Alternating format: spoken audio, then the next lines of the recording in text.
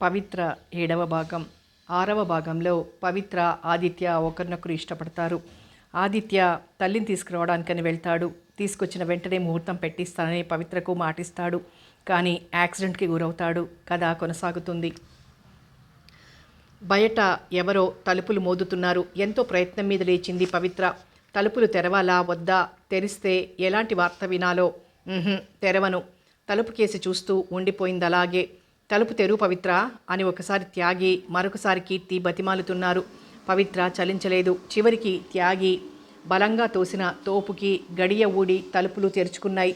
డాక్టర్గా తన కర్తవ్యం ముగిశాక అతి బేలగా తయారైంది కీర్తి. పవిత్ర అంటూ గట్టిగా కౌగిలించుకుంది. పొద్దుటి నుండి దాచుకున్న దుఃఖం కట్లు తెంచుకుంది. పవిత్ర అయోమయంగా చూసింది. త్యాగి కళ్ళ నుండి కూడా టపటప కన్నీటి బొట్లు రాలుతున్నాయి. కానీ అతని పెదవులు నవ్వుతున్నాయి. ఆశ నిరాశల మధ్య ఊపిరాడటం లేదు పవిత్రకు. మనమంతా అదృష్టవంతులం పవిత్ర. ఆదిత్యకు ఇంకేం పర్వాలేదు. త్యాగి అన్న మాటలతో అంతవరకు ఘనీభవించిపోయిన పవిత్ర కన్నీటి వాగు వరదలై పొర్లింది. అందరి కళ్ళల్లోనూ ఆనంద బాష్పాలే. ఆ స్థితి అనిర్వచనీయంగా ఉంది. ఇది నిజమేనా త్యాగి? ఇది కూడా నా కలే కాదు కదా? ఇది నా భ్రమ కాదు కదా కీర్తి? పదే పదే పిచ్చిదానిలా అడిగింది పవిత్ర. ముమ్మాటికి నిజమే పవిత్ర. అతి క్లిష్ట సమయంలో స్వామి రాక, దేవుడి రాకే అనిపించింది. అందరితో పాటు ఆశ వదులుకొని నేల పొర్లి రోధిస్తున్న వందనాదేవికి అతి బింకంగా ఆదిత్యకేమీ హాని జరగదని చెబుతుంటే ఏదో మహత్యం జరుగుతుందని అనిపించింది. దైవికంగా స్వామి రక్తం ఆదిత్యకు సరిపోయింది. ఆదిత్యకు గండం తప్పింది. నిర్జీవంగా ఉన్న ఆశ్రమానికి చైతన్యం వచ్చింది.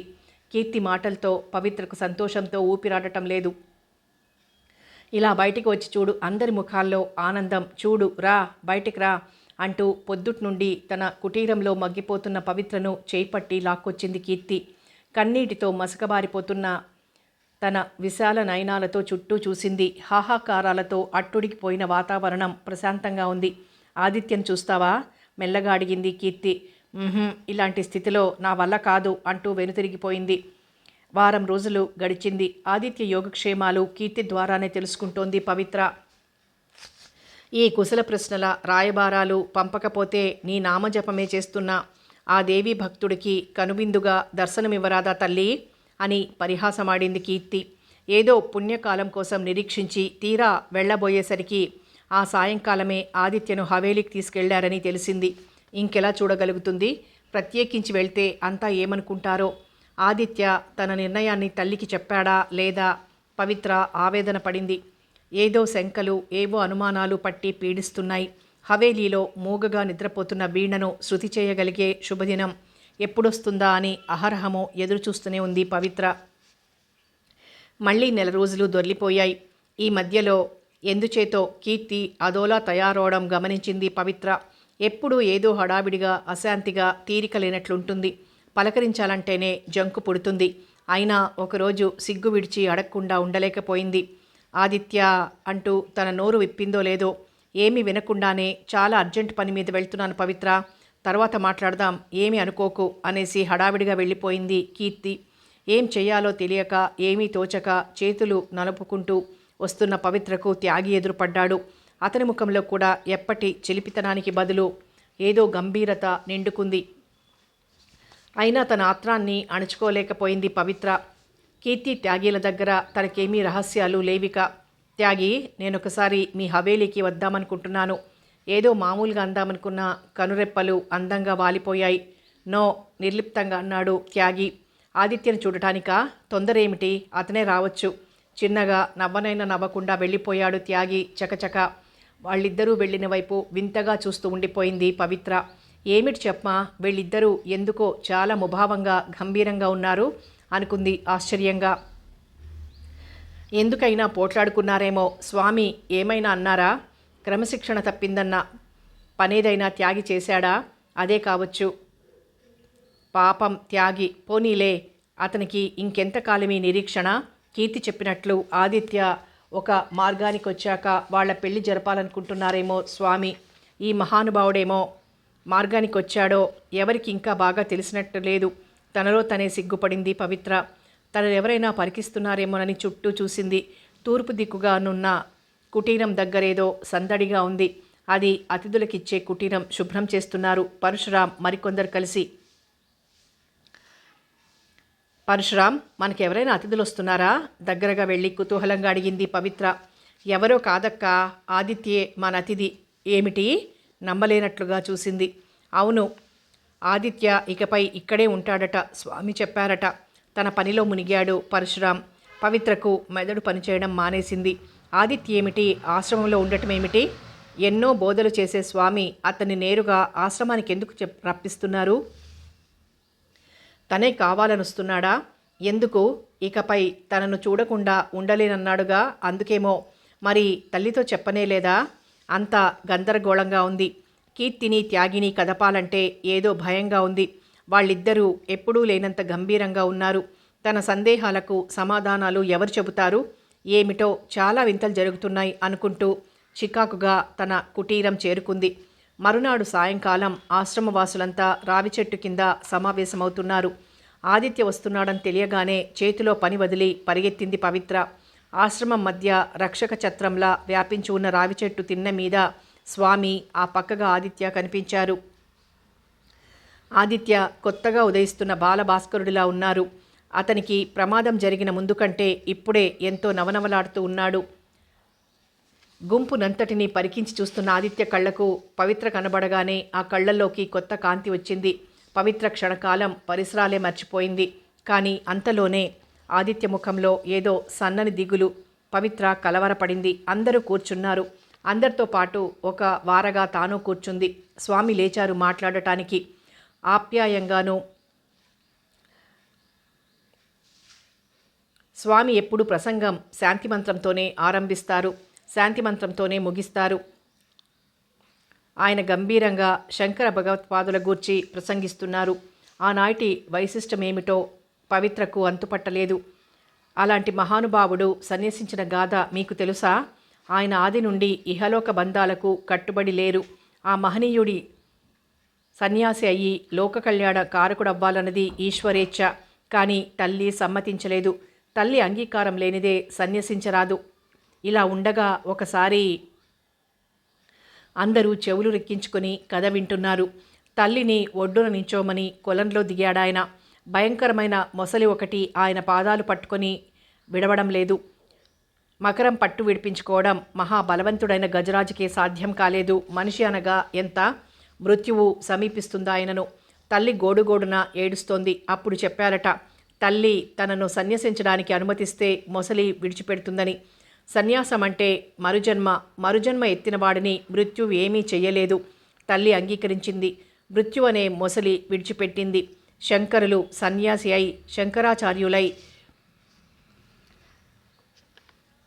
అఖండ కీర్తిపరులైనారు. ఎందుకీ ఉపన్యాసం? బీతావహంగా అనుకుంది పవిత్ర. ఆదిత్య ఎంతటివాడు కావాలో ఎవరు చెప్పగలరు? విధి నిర్ణయం ఇలా ఉందని ఎవరెరుగుదురు? అందుకే కాబోలు మృత్యువు ఆసన్నమైన సమయంలో వందన ఆదిత్యను సన్యాసి కావడానికి అంగీకరించాలని నిశ్చయించుకుంది. ఆ విధంగా ఆమె అతన్ని మృత్యుముఖం నుండి కాపాడుకుంది. నేను కేవలం నిమిత్త మాత్రుడిని. నా రక్తం ఆదిత్యకు సరిపోవడం దైవికం. ఆమె నిర్ణయమే అతన్ని బ్రతికించింది. అందుచేత ఇక పైనుండి ఆదిత్య కాడు, అమరానందుడు, అమరానంద స్వామి. స్వామి స్వామి అంటూ ఆత్రంగా కలవరంగా ఎన్నో కంఠాలు లేచాయి. ప్రశ్నల వర్షంతో స్వామిని చుట్టుముడుతున్నారు కొందరు. ఆదిత్య దించిన తలెత్తలేదు.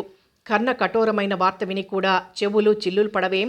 సమ్మెటపోటు లాంటి ఆ మాటకు హృదయం బద్దలు కాదేం? తనంత అదృష్టవంతరాలు లేదని బిర్రబీగుతూ మిడిసిపడుతున్న ఈ పవిత్ర ఇంకా కాలి బూడిద కాదేం? పిచ్చిదానిలా శివశంకరి ఆలయం కేసి పరుగు తీసింది పవిత్ర. గుట్ట చేరి మొదట మెట్టెక్కబోతుంటే ఎదురుగా కీర్తి కనిపించింది. అపరాధిలా తలవాల్చుకునుందామే. అంతవరకు బిగబట్టుకున్న దుఃఖం కీర్తిని చూడగానే ఇంకా ఆగలేదు.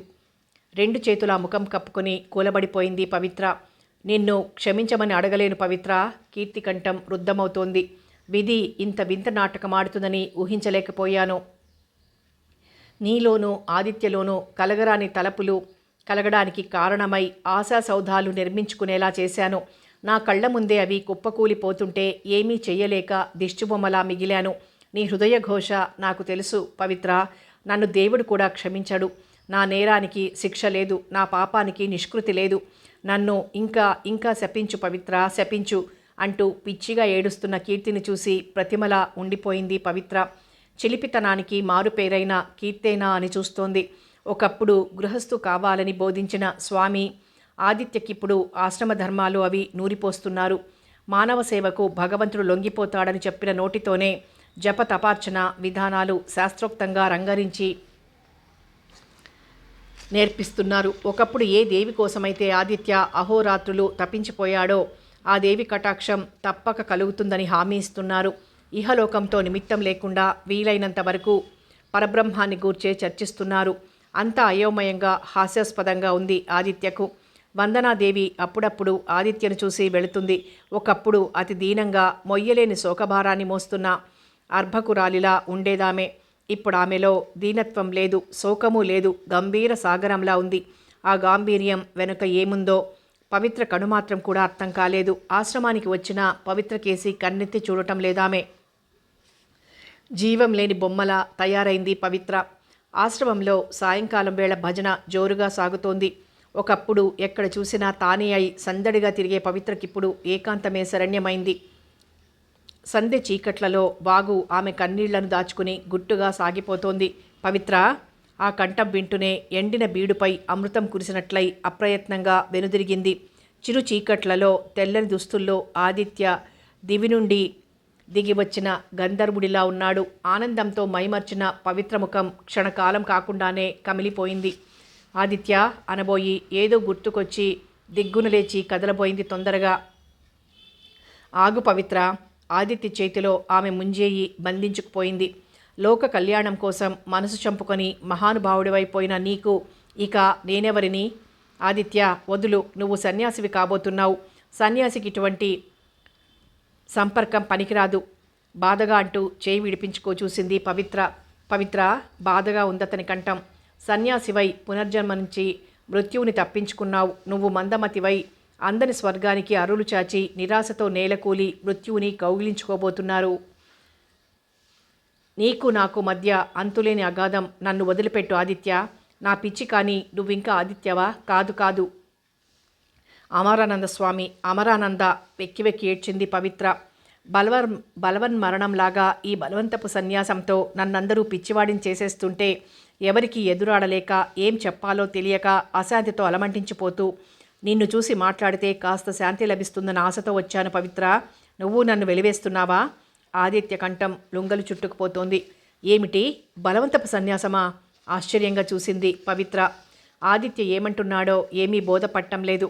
అవును, ఒకప్పుడు దేవి దేవి అంటూ భక్తిమత్తులో పడి ఇహలోకంతో సంబంధం లేకుండా బతుకుతున్న రోజుల్లో నన్ను సంసారిని కావాలని పోరేవారు. భ్రమలన్నీ పోయి నా మనసు నీ మీద లగ్నమై నేనొక సుందర ప్రపంచంలో అడుగు పెట్టాలనుకుంటున్నప్పుడు నన్ను తిరిగి వెనక్కి నడవమంటున్నారు. నేను పాత ఆదిత్యగా మారిపోవాలట. స్వామి దగ్గర శుశ్రూష చేసి ఆశ్రమ ఆధిపత్యం వహించాలట. ఈ గురుతరమైన బాధ్యత వహించేవాడికి ప్రాపంచిక లంపటాలు ఉండరాదట. అదే నేను కావాలట. ఎంతగా సమర్థించుకో చూసినా నా వల్ల కావటం లేదు పవిత్ర. నిస్సహాయంగా చూశాడు ఆదిత్య. ఆదిత్య ముందిది చెప్పు. నీ నిర్ణయం మీ అమ్మగారితో నువ్వు చెప్పలేదా? అతని మాటలు వింటుంటే పద్మవ్యూహం మధ్య చిక్కుకున్నట్లుంది పవిత్రకు. చెప్పాను, కానీ అప్పటికే సమయం మించిపోయింది. ఆనందంతో తలమునకలవుతుందనుకున్న అమ్మ కన్నీటికి అంతే లేకపోయింది. కారు ప్రమాదంలో నేను చచ్చిపోతానని అమ్మ భయపడిందట. నీ ముద్దు ముచ్చటలు చూడాలన్న ఐహిక వాంఛలన్నింటినీ పణంగా పెట్టి నిన్ను సన్యాసిగా మారడానికి ఆత్మగా అంగీకరిస్తానని స్థిర నిశ్చయం చేసుకున్నారు. నా అజ్ఞానాన్ని తెలుసుకుని మృత్యువాత పడిపోతున్న నిన్ను బ్రతికించుకున్నాన్రా తండ్రి. ఇది భగవత్ సంకల్పం. ఇది ఇలాగే జరిగి తీరాలి. ఇంకేమీ చెప్పకు అంటూ నా నోరు నొక్కేసింది అమ్మ. ఎప్పటిలాగే తల్లి ప్రత్యక్ష దైవం అంటూ వంతపాడారు స్వామి. నేను సన్యాసిని కావాలట. నా మనసులో ఏ కోరికలు ఉండరాదట. ఇదేమిటో విచిత్రమైన బలాత్కారం. కానీ పవిత్ర, నేనిప్పుడు విరాగిని కాను. సన్యాసం అంటే బాహ్యాడంబరం కాదు. మనసు సన్యసించాలి. ఒకప్పుడు ఏ కోరికలు లేని నాకు ఇప్పుడు నువ్వు నా దానివి కావాలన్న బలీయమైన కోరిక గుండె నిండా ఉంది. నా నిరంతర అన్వేషణ ముగిసి నువ్వు లభించావన్న ఆనందానికి గొడ్డలి పెట్టు నేను సహించలేకపోతున్నాను. అలాగని అటు నాపైనే పంచప్రాణాలు పెట్టుకొని బతుకుతున్న దేవత లాంటి తల్లిని ఎదిరించను లేకపోతున్నాను. నేను సన్యాసిని కాదు, చివరికి పిచ్చివాడిని అయిపోతానేమోనని భయం వేస్తుంది పవిత్ర అంటూ తన కళ్ళ తడి కనబడకుండా పవిత్ర చేతుల్లో ముఖం దాచుకున్నాడు ఆదిత్య. చిత్రమైన సమస్య, దీనికేమిటి పరిష్కారం? అయోమయంగా చూస్తున్న పవిత్రకు అల్లంత దూరాన ఎవరో అటొస్తున్న సూచనగా ఎండుటాకుల సబడి వినిపించింది. ఆదిత్య ఎవరో వస్తున్నారంటూ లిప్తలో అతన్ని విడిపించుకుని గుబురుగా పెరిగిన చెట్ల మాటున మాయమైంది. ఓ, ఇక్కడున్నావా ఆదిత్య? నీకోసం ఆశ్రమమంతా వెతుకుతున్నాను. రాఘవ చనువుగా ఆదిత్య భుజం మీద చేయి వేశారు. ఆదిత్యలో కలుగుతున్న చికాకు అణుచుకునేందుకు యత్నించాడు. జనక సులభ సంవాదం, మరిద్దరినీ చర్చించమని స్వామి చెప్పిన మాట మర్చిపోయావా? రా అంటూ చేపట్టుకున్నాడు. నా మనసేమిటో చాలా అశాంతిగా ఉంది రాఘవ. ఏ సంవాదాలు వివాదాలు నా తలకెక్కవిప్పుడు. దయచేసి నువ్వు వెళ్ళు అని తానే రాఘవను విదిల్చుకొని ముందుకు సాగిపోయాడు ఆదిత్య. తిరిగి 3 రోజుల అనంతరం అదే వాగు ఒడ్డున పవిత్ర కోసం నిరీక్షిస్తున్నాడు ఆదిత్య. ఆ రోజు ఉదయాన్నే దేవీపీఠం వద్ద తారసిల్లినప్పుడు తను గుసగుసగా అన్నమాట పవిత్ర చెవిన పడిందా లేదా? మరి రాదేం? ఒకవేళ రాదేమో. క్షణాలు లెక్క పెట్టుకుంటున్నాడు. చీకట్లు దట్టమవుతున్నాయి. దూరాన చిరు సవ్వడి. పవిత్ర ఆనందంగా ఎదురు వెళ్ళాడు. నీ మాట కాదనలేక వచ్చానాదిత్య. వెళ్ళిపో, దయచేసి వెళ్ళిపో. స్వామి ఆవులిస్తే పేగులు లెక్క పెడతారు. ఆశ్రమ నిబంధనలను క్రమశిక్షణను తప్పితే ఆగ్రహిస్తారు. నన్ను ఆశ్రమం నుండి పంపిస్తే నాకు మరొక దిక్కు లేదు. ఆశలన్నీ భగ్నమై మోడులా మిగిలాను. కనీసం దూరం నుండైనా నిన్ను చూస్తూ ఇలా బతకని. సన్యాసివై అందరాని ఎత్తులకు ఎదిగిపోతున్న నిన్ను చేరలేకపోయినా కంటి చూపుకు కూడా దూరం చెయ్యకు. వెళ్ళిపో. చేతులు జోడిస్తూ కన్నీళ్లతో అర్థించింది పవిత్ర. సన్యాసి, అందరాని ఎత్తులు. పవిత్ర, నేను సన్యాసిని కాలేను. ఈ నిర్బంధం ఏమిటో నాకు అర్థం కావటం లేదు. పోనీ అమ్మ శాంతిగా ఉందా అంటే అది లేదు. ఆమె అశాంతి రెట్టింపైనట్లు తోస్తుంది నాకు. సన్యసిస్తాను అన్నంత మాత్రాన జన్మ మారి ప్రాణగండం తప్పిందన్న మాటను ఎందరు నచ్చజెప్పినా నా మనసు అంగీకరించలేకపోతోంది. ఆదిత్య, నేను బతికింది నీకోసం. నిజం పవిత్ర, నా మాట నమ్ము. విధి పగబట్టి ఎందుకో నన్ను శిక్షిస్తున్నట్లుంది. నువ్వు కూడా నన్ను శిక్షించకు పవిత్ర. నన్ను చిత్రహింస నుండి బయటకు తీసే మార్గం ఆలోచించు. పవిత్ర 2 జబ్బలు బలంగా పట్టుకొని ఊపేస్తూ ఉద్రేకంగా అన్నాడు ఆదిత్య. పవిత్ర అయోమయంగా చూసింది. పండుటాకులు టపటపా రాలుతున్నాయి. తమనెవరో గమనిస్తున్నట్లు భయపడింది. ఆదిత్య, మనం ఇలా కలుసుకోవటం మంచిది కాదు. మంచి చెడులు నాకు తెలియవు. నిన్ను చూడకుండా నేనుండలేను. ఎవరో మనల్ని కనిపెడుతున్నారు. అది భ్రమ, భయం అంతే. కాదు నిజం. విదిలించుకొని పారిపోయింది పవిత్ర. పవిత్ర, ఏం చేస్తున్నావమ్మా? ప్రత్యేకించి స్వామి పవిత్ర కుటీరానికి వెళ్ళారు. పవిత్ర గుండె దడదడలాడింది. స్వామి ఒంటరిగా రాలేదు. ఆయన వెనక వందనాదేవి. నిర్లిప్తంగా ఉన్న ఆమె పవిత్రను చూడగానే ప్రసన్నంగా అయింది. వందన నిన్ను తీసుకువెళ్లాలని వచ్చిందమ్మా. హవేలీలో ఒంటరిగా ఉండలేకపోతున్నానంటే నిన్ను సాయం పంపుతానని నేనే అన్నాను. స్వామి ఎంత సౌమ్యంగా చెబుతున్నా ఆ మాట అసనిపాతంలా ధ్వనించింది. అవునమ్మా, నిన్ను మొదటిసారిగా చూసినప్పుడే ఏదో తెలియని బంధం మనిద్దరి మధ్య ఉందనిపించింది. నాకు సహాయంగా స్వామి నిన్ను పంపుతానంటే మరింత ఆనందంగా ఉంది. రా తల్లి అంటున్న వందనను గుట్లప్పగించి చూస్తూ ఉండిపోయింది పవిత్ర. అంతే, ఇది స్వామి వేస్తున్న శిక్షే, సందేహం లేదు. ఆయనకంతా అర్థమైపోయింది. అందుకే ఆశ్రమం వదిలిపోమ్మని మృదువుగా చెబుతున్నారు. తప్పదు, ఆయన ఆజ్ఞకు తిరుగులేదు. భగవంతుడా, ఏం జరగబోతోంది? పవిత్రకు గిర్రున కంటనీరు తిరిగింది. పవిత్ర, వందన నిన్ను కన్నబిడ్డలా చూసుకుంటుంది. వెళ్ళమ్మా అన్నారు మళ్ళీ స్వామి. ఎలా చెప్పినా శిరసావహించక తప్పదు. విచిత్ర దండన అనుభవించక తప్పదు. బలవంతంగా కదిలింది పవిత్ర. అష్టైశ్వర్యాలలో పుట్టి పెరిగిన ఆదిత్యకు ఆశ్రమవాసం, అనాథగా వచ్చిన తనకు రాజభోగం. ఏమిటి వింత నాటకం? దీనికి ముగింపేమిటి అని హవేలీలో కొట్టుమిట్టాడిపోతోంది పవిత్ర. ఏ క్షణాన తనపై మనసు లగ్నమైందో అప్పటి నుండి తనను చూడకుండా ఉండలేనన్న ఆదిత్య అనుక్షణం ఆమె తలపుల్లోనే ఉన్నాడు. ఏం చెయ్యాలి ఒకటే ఆరాటం. ఆ రోజెందుకో వందన మరింత దిగులుగా ఉన్నట్లు కనిపించింది. పవిత్ర ఆమె వెనకనే తిరుగాడుతూ సమయం కనిపెట్టి తనను పీడిస్తున్న సందేహాలని ఎలా వెలిబుచ్చాలా అని చూస్తోంది. నోరు తెరిచి అడిగే సాహసం లేక భయంతో, బిడియంతో, సంకోచంతో సతమతమైపోతోంది. వందన వీణ దగ్గరకొచ్చి ఆగిపోయింది. దానిపై కప్పిన పట్టుబట్ట తీసి ఓ మారు ప్రేమగా వీణను స్పృశించి మళ్ళీ బట్ట కప్పెయ్యబోతుంటే అమ్మా అంది పవిత్ర. ఈ మూగవీణ పలికి ఆనందరాగాలతో ఈ హవేలీ ప్రతిధ్వనిస్తుందని ఎంతో ఆత్మవిశ్వాసంతో నేనొకరోజు అన్నమాట మీకు గుర్తుందా? వందన ముఖం కమిలిపోయింది. బదులు పలకలేక పాలిపోయిన ముఖంతో బాధగా చూస్తూ చేతిలోని బట్టను వీణపై కప్పేసింది. అమ్మా మీరేమీ అనుకోనంటే ఒక్క విన్నపం. ఆ వీణను శృతి చేసి రాగాలలో ఓలలాడించే బాధ్యత నాకు అప్పగించండి. అది నాకు వెన్నతో పెట్టిన విద్య. వందన నిశితంగా పవిత్రని ఆపాదమస్తకము కళ్ళు ఇంతింత చేసుకొని చూసి అంతలోనే నిరాశగా తలవాల్చుకుంది. ఈ వీణ ప్రయోజనం లేదమ్మా. ఒకప్పుడు అది నీ చేతిలో ఉండాలని మనసారా నేనే కోరుకున్నాను. కానీ లాభం లేదు. ఎందుకని ఆత్రంగా అడిగింది పవిత్ర. ఇప్పుడది క్షీణదశలో ఉంది. శృతి చెయ్యబోతే ఆకారం కూడా మిగలదేమో. ఆ వీణ అది దాన్నెప్పటికీ అలాగే ఉండని ఎంతగా నిగ్రహించుకోజూసినా వందన కంఠం రుద్ధమైంది. పవిత్ర ఇంకేదో అనే లోపలే ఆమె చరచర అక్కడి నుండి వెళ్ళిపోయింది. ఎలా చెప్పాలి? ఆ ఇంటి కోడళ్లకు వారసత్వపు టాస్తిగా వస్తున్న ఆ వీణకు తానే హక్కుదారు రాలినని ఎలా చెప్పాలి? ఆలోచిస్తూ నిల్చుండిపోయింది పవిత్ర. హవేలీ నిశ్శబ్దంగా నిద్రపోతున్నట్లుంది. ఒకప్పుడు ఆదిత్య పూజార్చనలతోనైనా కళకళలాడుతూ ఉండేది. త్యాగి, కీర్తి కలిసొచ్చారంటే నవ్వులతో గలగల్లాడిపోయేది. ఇప్పుడు వాళ్ళు కూడా ఎందుకో చాలా ముభావంగా ఉంటున్నారు. ఆశ్రమం నుండి ఆదిత్యను వదిలిపెట్టారు స్వామి. వందన ఆదిత్యను చూసి రావాలని వెళ్ళింది. తనకు చూసే అవకాశం కూడా లేదిప్పుడు. పవిత్ర కళ్ళ వెంట నీళ్లు తిరిగాయి. బంగారు బందికానాలా ఉన్న మహల్లో ఒంటరిగా తిరుగాడుతున్న పవిత్ర దృష్టి వీణ మీదకు పోయింది. ఆ వీణ తన సొత్తని నోటితో చెప్పడం తన చేత కాలేదు. చేతతోనే చెప్పాలి. ఆమె హృదయం ఉప్పొంగింది. మరుక్షణంలో తళతళలాడే తీగలు బిగుసుకున్నాయి. మధుర నాదంతో మహలంతా మారుమ్రోగిపోయింది. ఆ వాదం వింటున్న కొద్దీ పవిత్ర మనసు పరవశంతో చిందులు తొక్కింది. ఆ రాగ జగతిలో మునిగి ఈ లోకాన్నే మర్చిపోయింది. పవిత్ర! పిలుపు కాదది, గర్జన.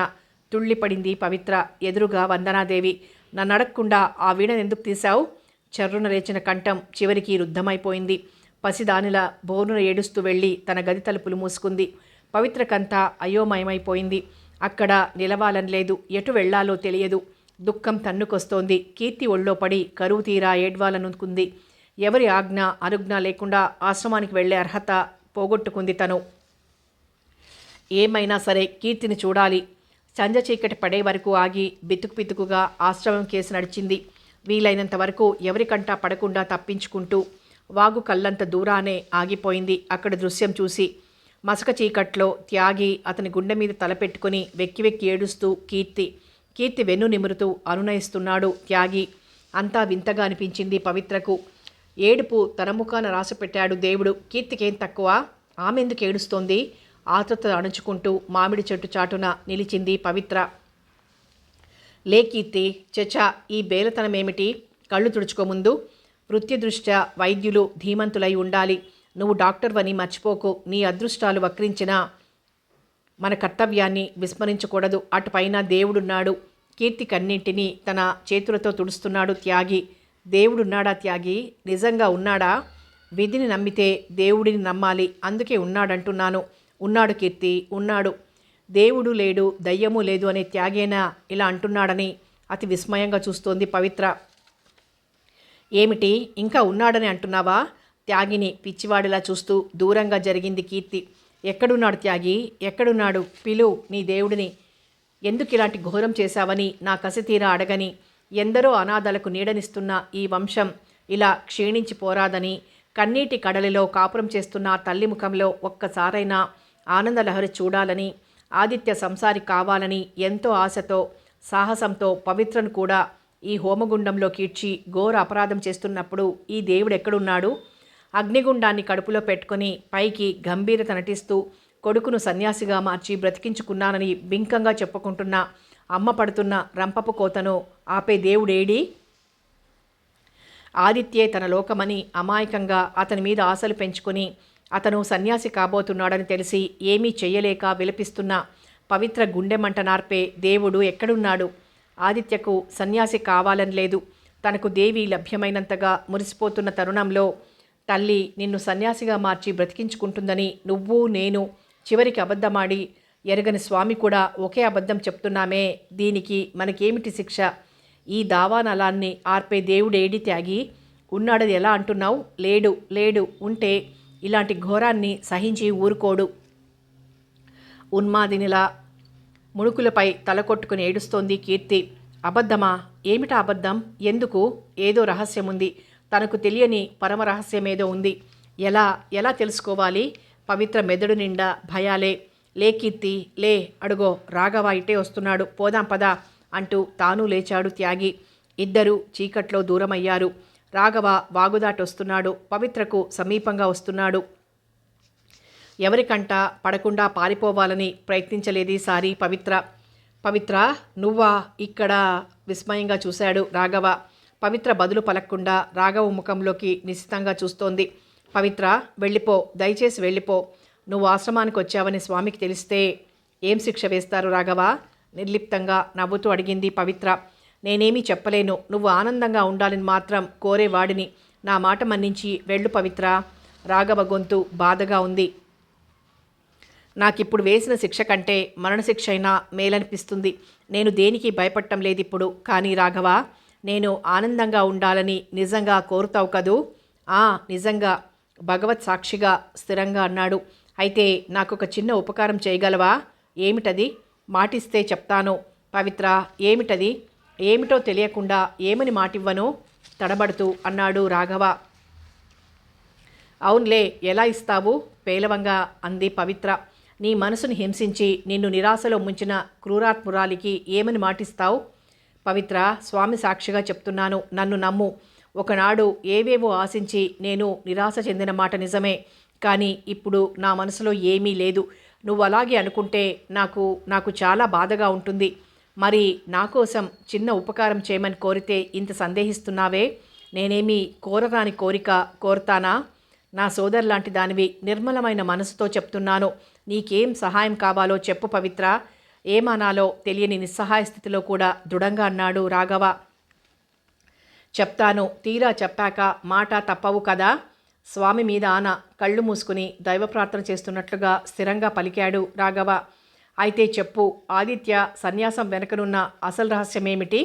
పవిత్ర, తుళ్ళిపడ్డాడు రాఘవ. నువ్వు స్వామి అంతరంగికుడివి, నీకు తెలియని రహస్యముండదని నాకు బాగా తెలుసు. చెప్పు, ఎందుకీ బలత్కారపు సన్యాసం?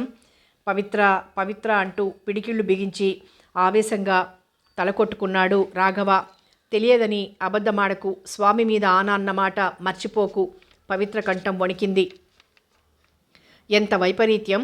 చెప్పనని స్వామికి మాట ఇచ్చాను, చెప్తానని స్వామి మీదే ఆన పెట్టుకున్నాను. దేవుడా, ఎవ్వరికీ ఇంత కఠిన శిక్ష విధించకు. రాఘవ గొంతు పూడుకుపోతుంటే కళ్ళు తడిగా అయ్యాయి. మాట తప్పి స్వామికి ముఖం చూపించలేను. ఆశ్రమంతో నాకు రుణం చెల్లిపోయింది. చెప్పేస్తున్నా విను. పవిత్ర గుండె దడదడలాడుతుంటే భయంగా వింది. ఆదిత్య అల్పాయుష్కుడు. రాఘవ, భూమి దద్దరిల్లింది. అవును పవిత్ర, ఈ చేదు నిజం ఆదిత్యకు కారు ప్రమాదం జరిగిన వారం రోజుల నాడే తెలిసింది. డాక్టర్ ప్రభ బొంబాయిలోని హాస్పిటల్ ద్వారా పంపిన రక్త పరీక్ష రిపోర్టు వలన 4 రోజుల పాటు పట్టి ఆపగలవే తప్ప ఆ వ్యాధినే మందులు సంపూర్ణంగా నయం చేయలేవట. ఆదిత్య మారేడన్న ఆనందాన్ని అరక్షణం కూడా అనుభవించనీయకుండా చేసిందా వార్త. వందనాదేవి శోకానికి ఇక అంతేది. అలాంటి స్థితిలో కూడా ఆమె ఆలోచనలు ఎవరి గురించో తెలుసా పవిత్ర? నీ గురించే, నీ భవిష్యత్తు గురించే. నువ్వు కలకాలం సౌభాగ్యవతిగా ఉండాలన్న తన తపనకు ప్రతిచర్యే ఆదిత్య సన్యాసం. వీలైనంత త్వరలో నీ వివాహం జరిపి నిన్ను ఆశ్రమం నుండి పంపిన తర్వాతనే ఆదిత్యకు అసలు విషయం తెలియాలని ఆమె కోరిక. అంతవరకు ఆమె నడిపిస్తున్న నాటకం ఈ బూటకపు సన్యాసం. స్వామి అన్నింటికీ అతీతులు. ఎప్పుడూ చిరునవ్వే వారి సమాధానం. విధి నిర్ణయమని తేలిగ్గా నవ్వుతారు స్వామి. విధి నిర్ణయం, అంతే అంతే. పవిత్ర కేసి తిరిగాడు రాఘవ. పవిత్రలో చలనం లేదు. పవిత్ర పవిత్ర దిక్కులు మార్మోగాయి. ఎక్కడో దూర తీరాల్లోంచి పలుకుతున్నట్లుగా అంది పవిత్ర.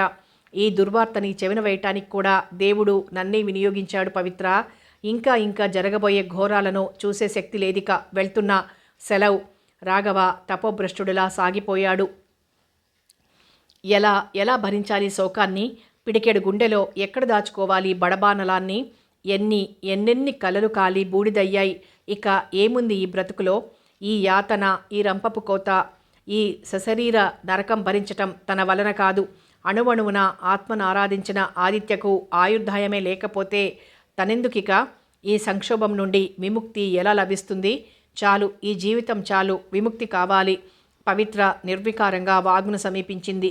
నిర్మలంగా గంభీరంగా సాగిపోతున్న వాగులోకి ఒక్కసారి, అంతే. ఆ తర్వాత అంతా శూన్యం. అణువణువులో ప్రణవనాదం ప్రజ్వలిల్లుతుండగా మృత్యుదేవతని ఆహ్వానిస్తూ ముందు కురికింది. ఆగు! నభోమండలం చీల్చుకొని వచ్చిందో ప్రళయగర్జన.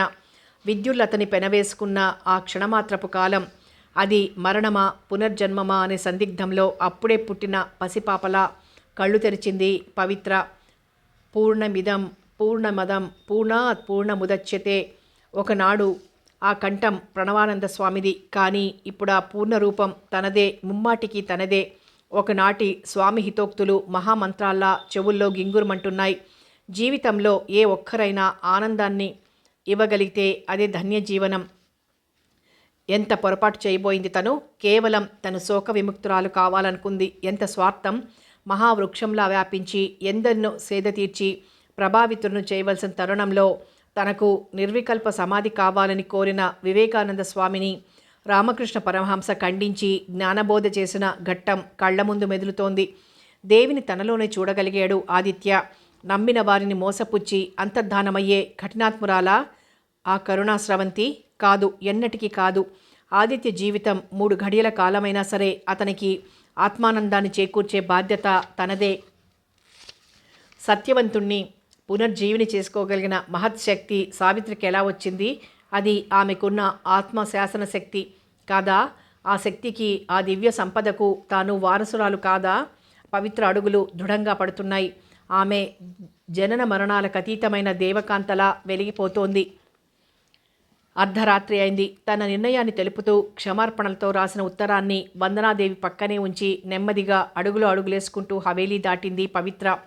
ఆదిత్య తన కుటీరంలో నిద్రరాక అటూ ఇటూ పొర్లుతున్నాడు. ఇదెక్కడి సన్యాసం? తన తల్లే తనకింత శిక్ష విధిస్తుందేం? సన్యసించకపోతే సంభవించేదేమిటి? మరణమే కదా. ఈ నరకం కంటే అదే నయం కదా. చెట్టున ఏదో తేలిగ్గా శరీరంపై పడింది. పరిమళాలను వెదజల్లుతూ గంధరాజ పుష్పం. శంబదారి విడిచిన అరవిందమా అశోకమా అన్నట్లు ఆదిత్యకు ఒళ్లంతా పొలికించిందొక్కసారి. వెనుదిరిగి వెదురు బొంగుల కిటికీ గుండా చూసి పరవశించిపోయాడు.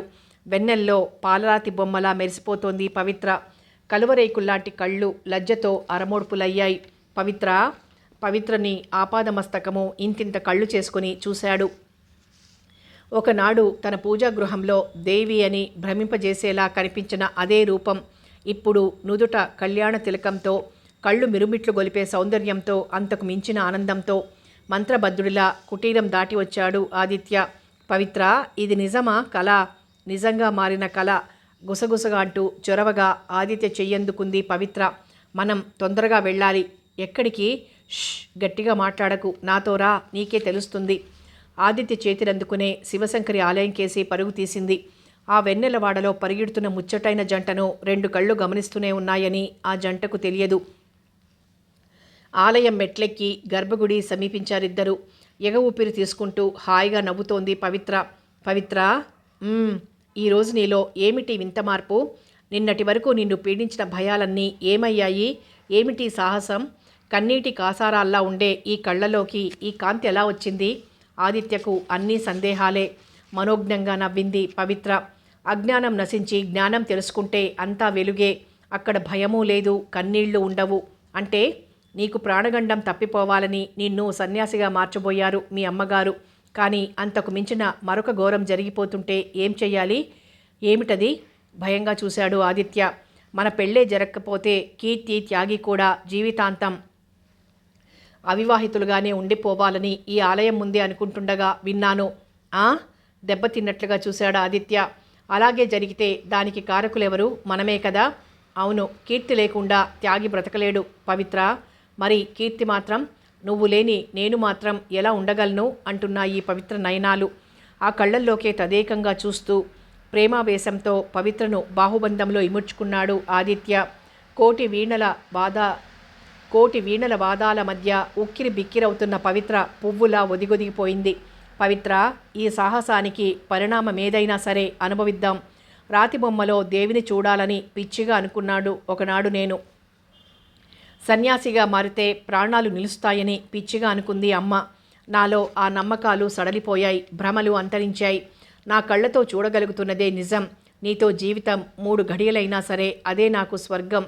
క్షణక్షణం నరకం చూస్తూ అమరానందుడిగా బ్రతికే కంటే ఆదిత్యగా మరణించటానికే నేను సిద్ధపడుతున్నాను. రా పవిత్ర అంటూ శివపార్వతులకు అభిముఖంగా నడిచాడు ఆదిత్య.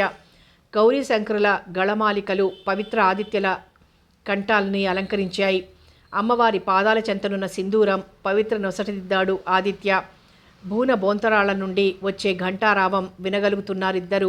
వినమ్రంగా మోకరిల్లి లేచారు. ఇద్దరి కళ్ళల్లో ఆనంద బిందువులు. పవిత్ర మనోజ్ఞమూర్తిని మనసారా ధ్యానిస్తున్నాడు ఆదిత్య. లతలా పెనవేసుకుపోయి తన్మయంగా వింటోంది పవిత్ర. ఆది దంపతులు మందస్మితంతో మహదాశీర్వచనం చేస్తున్నట్లున్నారు. గలగల పారే సెలయేరు మంగళవాద్యాలు వినిపిస్తోంది. శుకపికరావాలు వేదమంత్రాల్లా ఉన్నాయి. పూర్ణ చంద్రికలు హారతి పడుతున్నాయి. మెత్తని పచ్చిక పట్టుపాన్పుగా అమరింది. ఆ అపర రతి మన్మధులను తిలకించడానికి సురలోకమంతా వచ్చి నక్షత్ర రూపాన ఆకాశమంతా నిండిపోయారు. శోభన వధువుల అరుణిమలు విరిజిమ్ముతూ దినరాజుకి స్వాగతం పలుకుతుంది ప్రాగ్దిశ.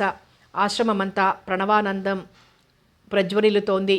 కరుణా తరంగితాక్షి అయిన దేవి పీఠం ముందు నిశ్చలంగా కూర్చుని ఉన్నారు స్వామి.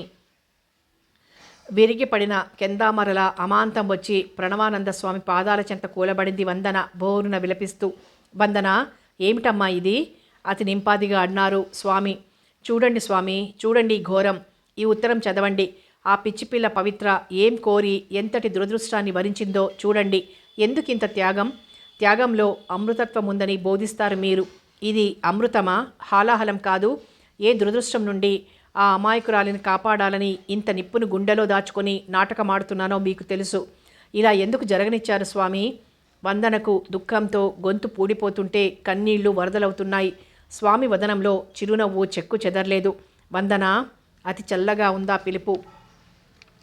జరగనివ్వడానికి ఆపడానికి నువ్వెవరు, నేనెవరు? నేను ఆ రోజే చెప్పలేదా తల్లి? విధి లిఖితాన్ని ఎవరూ మార్చలేరు. ఎలా జరగవలసింది అలాగే జరుగుతుంది.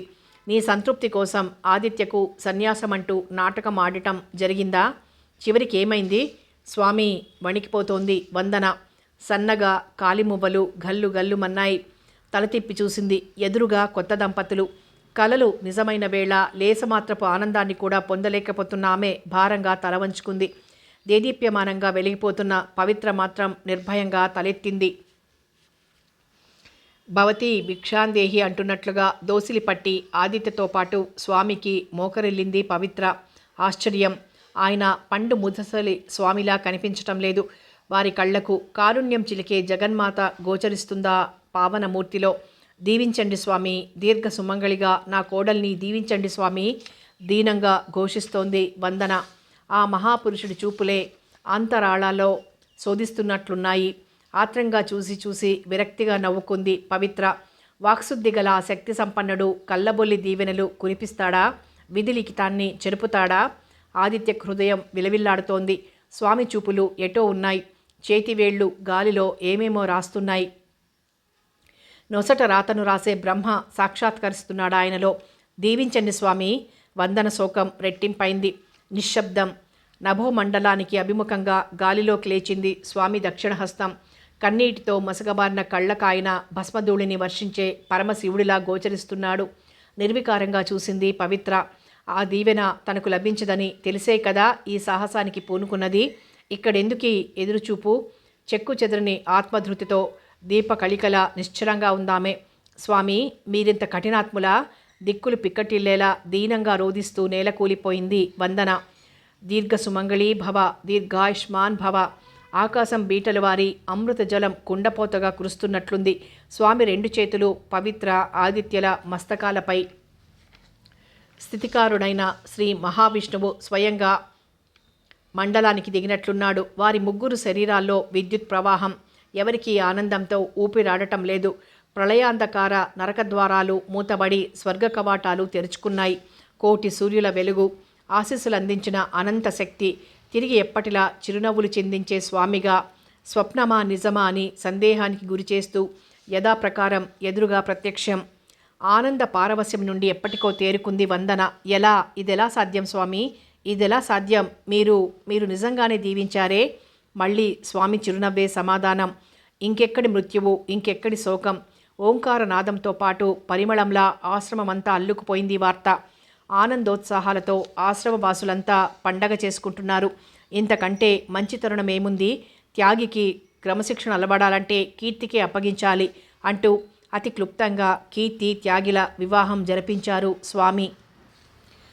కనుల పండువైన 2 జంటల్ని తీసుకుని వందనాదేవి ఆనందానికి మారుపేరుగా హవేలీ దారి పట్టింది. ఉరుకుల పరుగులతో వచ్చిన రాఘవ స్వామికి సాష్టాంగపడి లేచాడు. అతని కళ్ళ నిండా నీళ్లూరుతున్నాయి. ఆశ్రమం వదిలి వెళ్ళాలనుకున్న నా అజ్ఞానాన్ని మన్నించండి స్వామి, నేను వెళ్ళలేను, ఎక్కడికి వెళ్ళలేను. అతని కంఠం పూడుకుపోయింది. లేనాయనా, ఎందుకా కన్నీరు? ఏమిటా చేతిలోవి? ఏమీ ఎరగని అమాయకునిలా అడుగుతున్న స్వామిని ఏం చెప్పగలడు రాఘవ? అది డాక్టర్ ప్రభా బొంబాయి నుండి పంపిన తంతి. ఆదిత్యకు రక్త పరీక్ష జరిపిన ఆసుపత్రిలో పొరపాటున ఇంకొకరి రిపోర్టు ఆదిత్య పేరున పంపటం జరిగిన విషయం తెలిసి పొరపాటుకు చింతిస్తూ ఇచ్చిన టెలిగ్రామ్ అది. రాఘవ తన నోటితో ఏమీ చెప్పకుండానే స్వామి నవ్వటం ప్రారంభించారు. కుదిలి వస్తున్న శబ్దంతో వింత హాసమది. అరుదైన వేళ్లల్లో స్వామి ఏ ఒక్కరికో కలిగించే సౌభాగ్యమది.